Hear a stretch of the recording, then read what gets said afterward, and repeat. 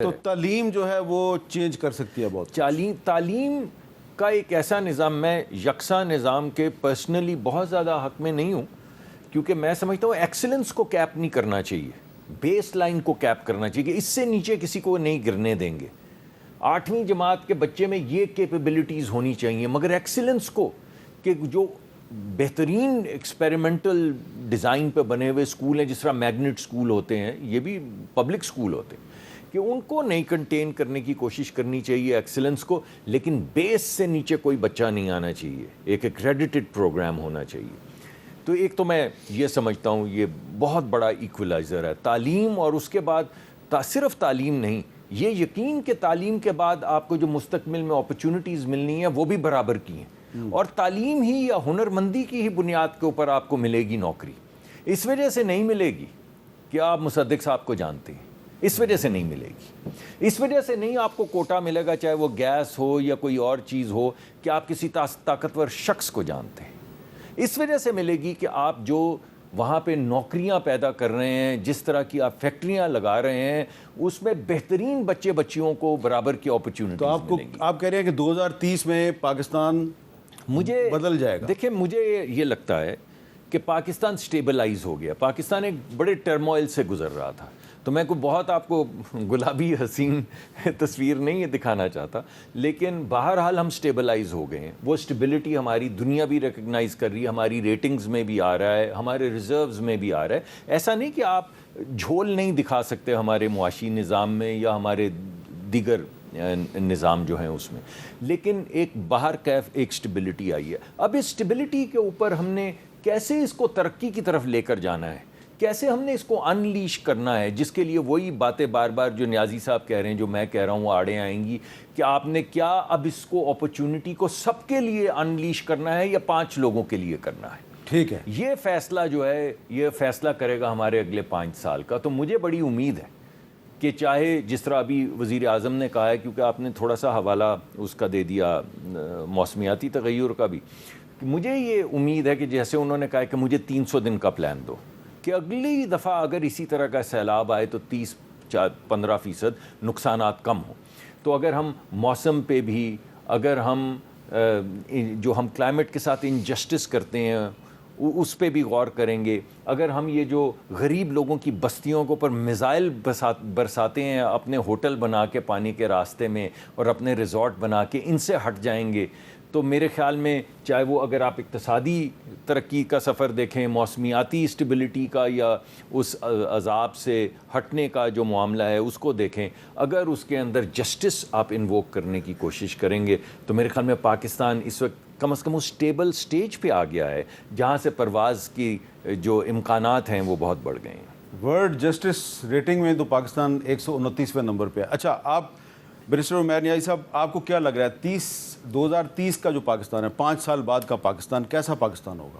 دیکھیں، پاکستان ایک cross road پہ کھڑا ہے، جیسا مصدق بھائی کہہ رہے ہیں نا کہ سٹیبلائز کر گیا. دیکھیں، یہ آنے والے دنوں میں پتہ چلے گا کہ جو ہم فیصلے کرتے ہیں، دیکھیں ہمیں ایک ہمارا پرانا ایلائی رہا امریکہ، جو ایک موڈی قسم کا ایلائی ہے، جب اسے کام پڑتا ہے وہ ہماری طرف رجوع کر لیتا ہے، جب اس کا کام ختم ہو جاتا ہے تو ہم پہ سینکشنز بھی لگا دیتا ہے. تو ابھی ہمارا ایک چلیں اس سے ایک کارڈیل ریلیشن شپ چل رہا ہے، اور اس کی وجہ سے ہمیں بہت ساری جگہوں پہ انگریس مل رہی ہے. مگر ساتھ ہی ساتھ دیکھیں، آپ نے چائنا کو بھی چلانا ہے. ریسنٹ ابھی آپ کے پریزیڈنٹ کا جانا، ادھر سی پیک 2 کا ڈسکس ہونا، یہ ساری ایسی چیزیں ہیں دیکھیں جنہیں آپ کو ریلیٹ کریں اپنے 2015 آنورڈ سے. آپ سی پیک 1 کی اپرچونٹی مس کر چکے ہیں. آپ 25 کروڑ کی آبادی ہیں، آپ نے قرضہ اٹھایا ہے اور قرضے کے بدلے آپ کو کچھ نہیں ملا. آپ نے جو انڈسٹریلائزیشن کرنی تھی، اس کو فیزیبل بنانا تھا، آپ وہ اپرچونٹی بڑے ہی مارجن کے ساتھ مس کر چکے. اب اگر آپ نہیں کرتے، اب آپ اپنے ریلیشن شپ ایک اپوزنگ کیمپس کی طرف آپ کا رجوع ہے، ان کیمپس کو بھی بیلنس نہیں کر پاتے. اور اب جس طرح کی تھریٹ افغانستان کے ساتھ چل رہی ہے، جو کہ ابھی میں نہیں، اس آپ نے ابھی اسد کیسر صاحب کا سنایا، میں اس کو تھوڑا اور تناظر میں لیتا ہوں، مگر اگر خدا نہ خاصہ اس طرح کی چیز کوئی مٹیریلائز ہوتی ہے تو ہمارے لیے.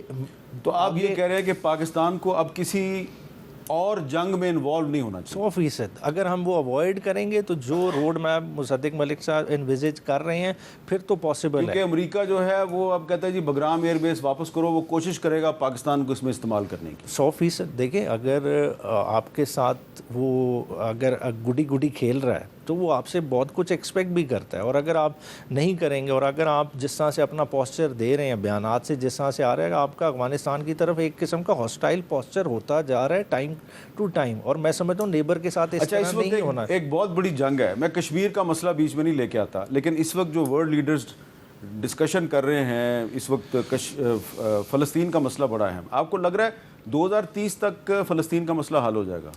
دیکھیں فلسطین کی کاز تو ہم نے ڈبا دی ہے معذرت کے ساتھ. بنیادی طور پہ دیکھیں 1947 کا پارٹیشن ایکارڈ, ٹھیک ہے, اس پہ عمل درآمد نہیں ہوا. کرتے کرتے جو ٹیریٹریز فلسطین کا حصہ ہونی تھی آج غاصبانہ قبضہ کر کے 55 لاکھ آبادی رہ گئی ہے, جس میں سے 60-70 ہزار کی نسل کشی ان دنوں میں ہمارے سامنے ہوئی ہے. تو اب جو بچ گیا, میں تو سمجھتا ہوں یہ ممالک 75% آف دا یونائٹڈ نیشن تو پہلے ہی قبول کر چکی تھی فلسطین کی ریاست کو. یہ تو بیسیکلی اس خون سے اب بری و ذمہ ہونے کی کوشش کر رہے ہیں, اور یہ سب اس میں ملوث ہیں. جو بھی ہوئی ہے آج اگر فرانس کہے, برٹن کہے کہ جی ہم تسلیم کرتے ہیں, تو کیا اس سے پہلے یہ برطانیہ نے تو مسئلہ کریٹ کیا ہے. برطانیہ نے فلسطین اور کشمیر دونوں مسئلے برطانیہ نے کریٹ کیے ہیں. مصدق صاحب آخر میں ذرا یہ بتائیں, آپ کو کیا لگ رہا ہے کہ 2030 تک فلسطین کا مسئلہ حل ہو جائے گا؟ مجھے تو اچھے حالات نہیں لگ رہے, اور میں یہ اگری کرتا ہوں کہ یہ جو مٹی جھاڑنے کی کوشش کی جا رہی ہے یہ مٹیریل نہیں ہے. یعنی جینوسائیڈ تو آپ روک نہیں رہے. روز آپ کو نظر آ رہے ہیں بچے ایسے ہاتھ پھیلائے ہوئے, ہاتھ اٹھائے ہوئے رو رہے ہیں. وہ بچوں کے کلپس آتے ہیں کہ تمہیں کیا چاہیے, تو وہ رونا شروع کرتا ہے کہ کھانا چاہیے. اور روز رپورٹ آ رہی ہے کہ بھوک سے بچے مر رہے ہیں, بھوک سے بچے مر رہے ہیں. اور مائیں جو ہیں ان کو شہید کیا جا رہا ہے کیونکہ وہ لائنوں میں کھڑی ہیں کھانا لینے کے لیے. تو اس سے تو کوئی نہیں روک رہا. یہ بڑی اہم بات آپ نے کی ہے. اور مصدق صاحب, اب آپ نے یہ جو گفتگو کو جس نہج پہ پہنچایا ہے, یہاں پہ میں آپ کا شکریہ ادا کر کے, اور اب پروگرام کے اگلے حصے میں کچھ ینگ برائٹ سٹارز کے ساتھ بات کروں گا. مصدق صاحب کہہ رہے ہیں کہ یہ جو ورلڈ لیڈرز ہیں جینوسائیڈ تو روک نہیں پا رہے غزہ میں, لیکن کہہ رہے ہیں کہ ہم فلسطین کی آزاد ریاست کو قبول کرتے ہیں. یہ تو مسئلے کا حل نہیں ہے, لیکن پاکستان کے بارے میں وہ کچھ نہ کچھ آپٹمسٹک ہیں کہ کچھ نہ کچھ بہتری ہو جائے گی. عمیر نیازی صاحب بھی جو ہیں وہ انہوں نے واضح الفاظ میں کہا پاکستان کو کسی نئی جنگ میں نہیں الجھنا چاہیے. تو یہ ہے جی ہماری گورنمنٹ اور ہماری اپوزیشن عام طور پہ بہت اختلاف کرتے ہیں, کبھی کبھی ان میں کچھ معاملات پہ آپ کو اتفاق بھی نظر آتا ہے. تو اختلاف کے ساتھ اتفاق بھی نظر آ رہا ہے, ایک پازیٹیو سائن ہے.